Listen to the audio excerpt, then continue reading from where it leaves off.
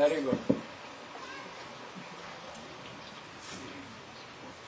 Om Jnanatimirandasya Jnananjana Shalakaya Chakshurunmilitam Jena Tasmai Shri Gurave Namaha.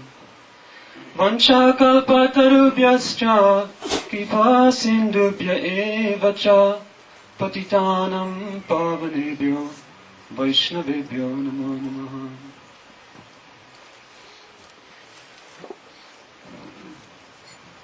This particular topic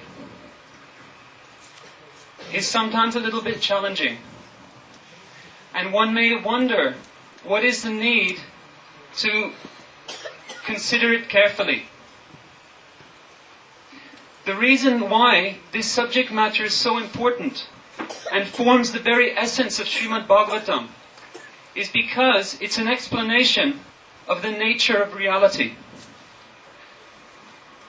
Without being able to understand what this world is about and whether anything exists beyond this world, it will be impossible to ascertain the purpose of life. What is the ultimate goal of life? What is existence for? So, this particular question has been considered for many thousands of years by different persons. Some, for instance, think that there is no such thing as an absolute truth.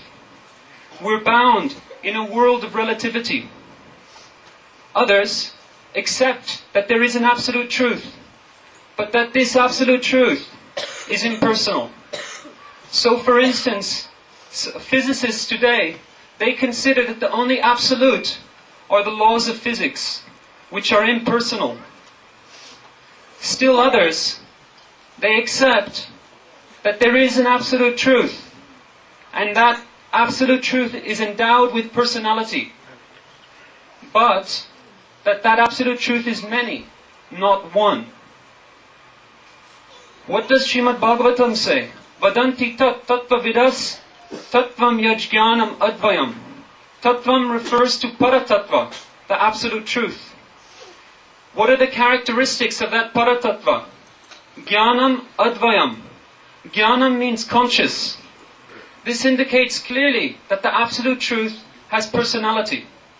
Advayam, non-dual. We can think of non-dual as non-plural because Srimad Bhagavatam explains that this absolute truth is not two, but it's also not three, not four, not many. In other words, it is one.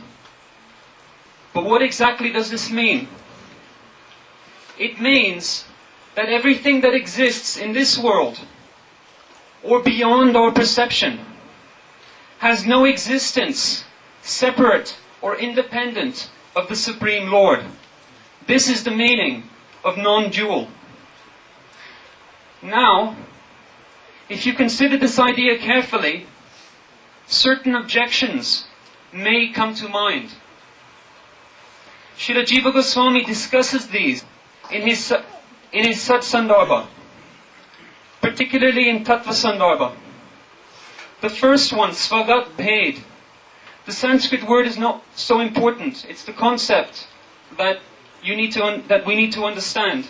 Svagat Bhed is the objection that if the absolute truth is endowed with personality, then there must be some plurality or some difference, making many rather than just one. This idea comes from our experience in this world.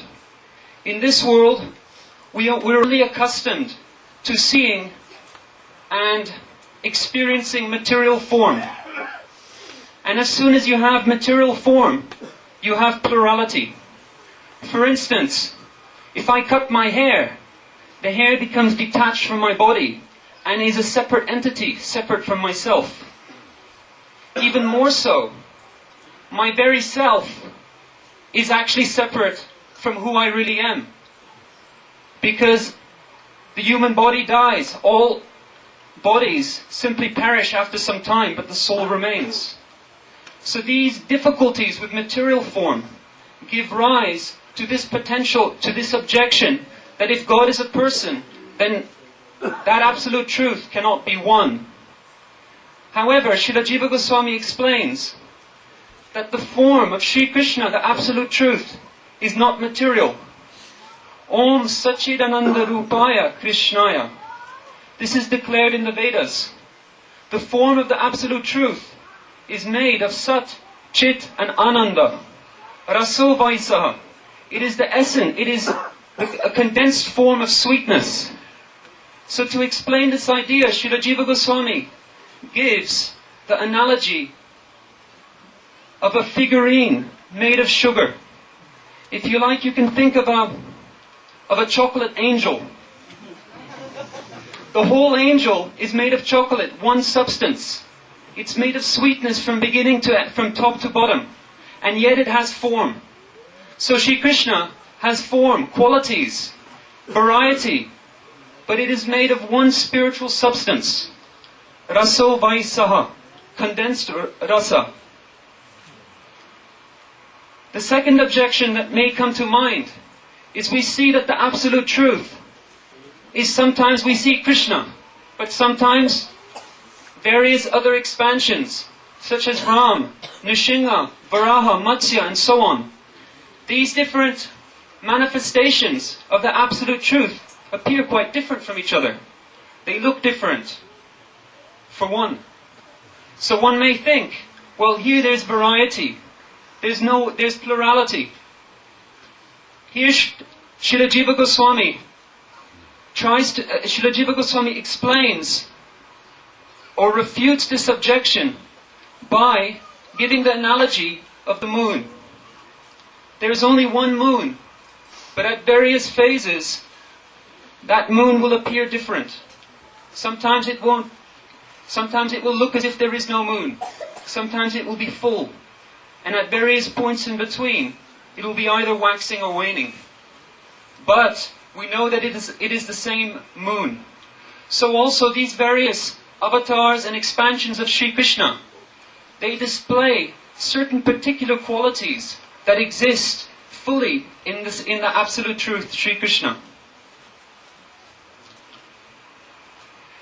The third possible objection is called Bijatiya Ved.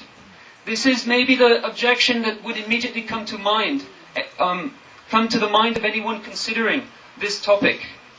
It is the objection that if you look around you, you see so many different things that appear to be separate from each other and that appear to be separate from Krishna, or the absolute truth.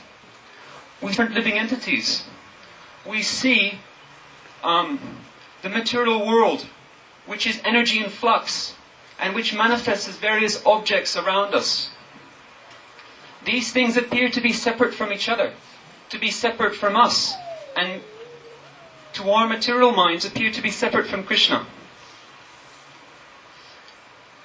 Here Srila Jiva Goswami explains that the first point that must be considered is that everything in this creation and everything beyond this material creation is at all times fully under the control of the Supreme Absolute Truth. Not a blade of grass moves without the will of the Supreme Lord. Also, it may be said that if two objects share the same origin and their functions do not conflict with each other, then they may be considered to be one. In this world, it may appear sometimes that there is conflict, but from an ultimate vantage point, there is actually no conflict at all. Everything is perfectly directed by the Supreme Lord. There only appears to be conflict when we see that certain things don't cater perfectly for our sense enjoyment. And this gives us the idea that there is conflict in this world, when in fact everything is orchestrated beautifully and perfectly according to the sweet will of the Supreme Lord. Imagine if all manifestations from one's own body were perfectly under one's control at all times. Imagine if during a kirtan, you were dancing, and a bead of sweat fell from your forehead or from your arm. If you could stop that bead of sweat from hitting the ground, you could make it turn around and come straight back at you and enter the core of your body, of your arm or your head. You would have full control of that bead of sweat, and it could be considered that it's non-different from you. This is not the case with us, but it is the case with the Supreme Lord. Countless universes like beads of sweat emanate from all the pores of his body. In fact, they come out, they expand. So many wonderful creations happen within those beads of sweat. And then, by the will of the Supreme Lord, they come back again and enter again into his body. Such is the power, the potency of the Supreme Lord. Now this particular topic is so important. Srila Gurudeva has mentioned that anyone who actually realizes this topic, it's easy to speak about it, but one who can actually perceive it in their life, they're at once a pure Vaishnava. Because they'll see that everything is connected, everything belongs to the Supreme Lord, and it will be impossible for such a person to try to enjoy anything in this world. And that's exactly why Srimad Bhagavatam begins with this subject. The whole of Srimad Bhagavatam discusses this, and the whole of this first verse of Srimad Bhagavatam discusses the same topic matter.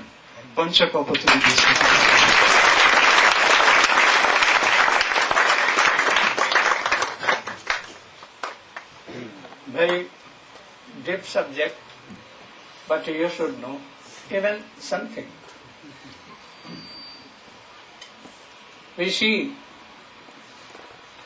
in this world unlimited jivas, unlimited pieces of life. Also in Jiva Jagat, innumerable